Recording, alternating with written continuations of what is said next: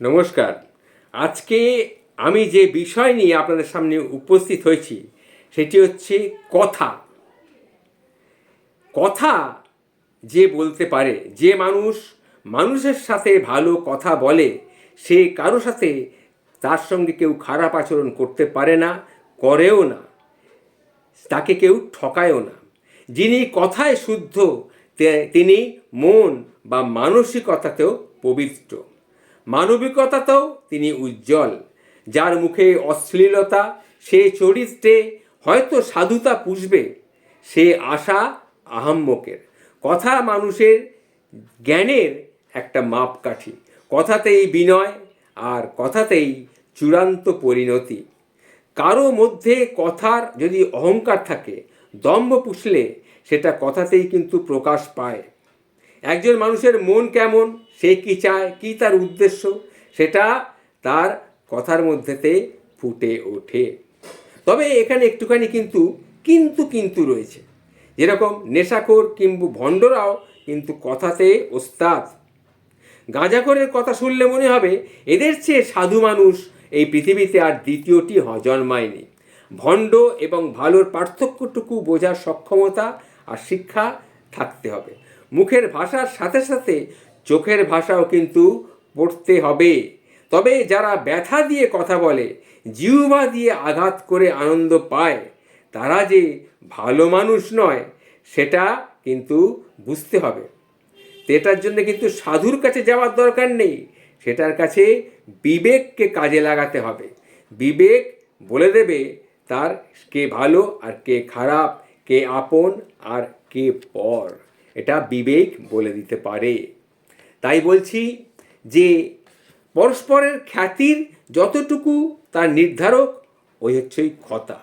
অখ্যাতির যা তাও ঠিক করছে ওই কথা।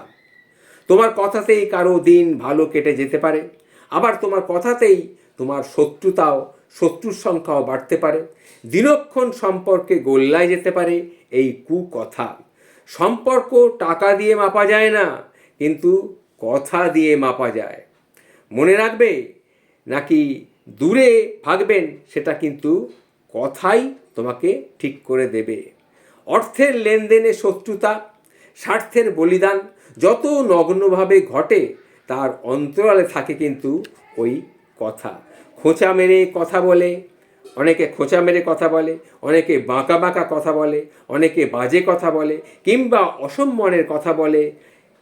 তারা কিন্তু খ্যাতির তাদেরকে টিকিয়ে রাখতে পারে না। বড়জোর তারা দেহ টিকিয়ে রাখতে পারে, কিন্তু কথা টিকিয়ে রাখতে পারে না।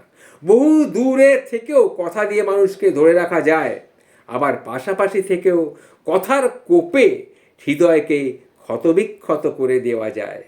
হৃদয়হীনের মধ্যেও জাগানো যায় ভালোবাসা কথা দিয়ে। আবার কথা দিয়ে মানুষকে আঘাত দেবার মতো নির্মম ব্যথা শারীরিক ব্যথাতেও লাগে না, এত ব্যথা লাগে না। কথা শুনে কত মানুষ কেঁদেছে, মন খারাপের হাড় বসিয়েছে, তার ইয়ত্তা নেই। মনে করে দেখুন, আপনার বড় বড় ব্যথাগুলো কারো না কারোর কথা থেকেই আপনি পেয়েছেন। কেউ কেউ দুর্বলতায় আঘাত করে, অক্ষমতায় খোঁচা দিয়ে, অপূর্ণতায় ইঙ্গিতপূর্ণ কথা বলে পৈশাচিক আনন্দ পায়। যারে ব্যথা দেওয়া হয় তার মন কিভাবে বিষাদ মাখে, সে খবর আর কজন রাখে। কথায় হার জিত, কথাতেই জয়।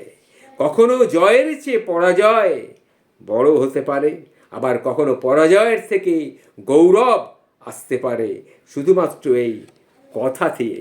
তাই বলছি বন্ধু, কথাতেই সুখ, কথাতেই ব্যথা, এটাই আসল কথা। নমস্কার, ভালো থাকবেন।